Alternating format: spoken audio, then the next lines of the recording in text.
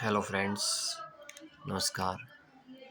तो आज हम जानेंगे कि आरबीसी बोर्ड के ऑनलाइन स्थिरांक कैसे फिल किए जाते हैं। तो चलिए स्टार्ट करते हैं। सबसे पहले फोरम को ओपन करेंगे। फोरम को ओपन करने के बाद मैंने यहाँ साइट जो आपके आरबीसी बोर्ड के द्वारा जो आपकी साइट होती है वहाँ जाके अपने आईडी पासवर्ड से लॉगिन होना है।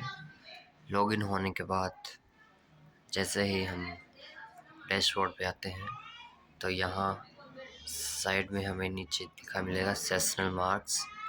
तो सेशनल मार्क्स पे सबसे पहले हमें क्लिक करना है। जैसे ही हम क्लिक करते हैं तो हमारे सामने ये फ्रंट में ये पेज खुल के सामने ओपन हो जाता है। जैसे ही ओपन होता है तो सबसे पहले हमें दिखाई देगा क्लास। तो सबसे पहले हमें यहाँ क्लास को सिलेक्ट करना है।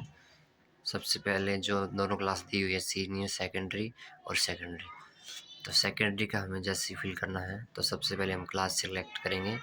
उसके बाद दिया हुआ है सब्जेक्ट, तो हमें सबसे पहले जो सब्जेक्ट दिया हुआ है उस सब्जेक्ट को हमें यहाँ सिलेक्ट करके ओपन करना है।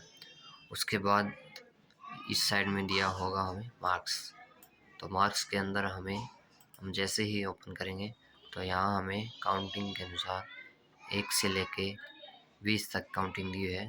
तो हम जो भी स्थिरांक उपस्थिति और जितने भी जो अनुशासन के आधार पे जो मार्क्स देने हैं हमें, तो वहाँ से हम इसे सिलेक्ट करते हैं। जैसे हमें 20 देने हैं तो ये 20 सिलेक्ट करने के बाद ऑटोमेटिकली ये सेव हो जाएगा। वैसे ही हमें प्रत्येक बच्चे का अलग अलग डालना है।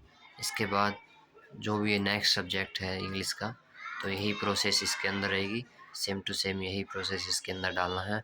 और फिर इसके बाद है सीनियर सेकेंडरी। तो सीनियर सेकेंडरी के अंदर भी यही प्रक्रिया रहेगी। जैसे यहाँ क्लास हमने डाल दी सीनियर सेकेंडरी, यानी जो 12वीं के मार्क्स है वो यहाँ हमें इंटर करने हैं।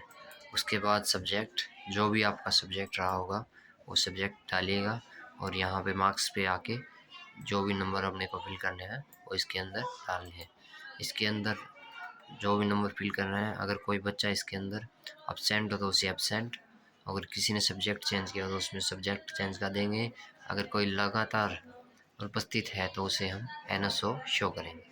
तो इसी के साथ ऐसे हम बोर्ड के 2022-23-24 के सेशनल मार्क है वो फिल कर सकते हैं। धन्यवाद।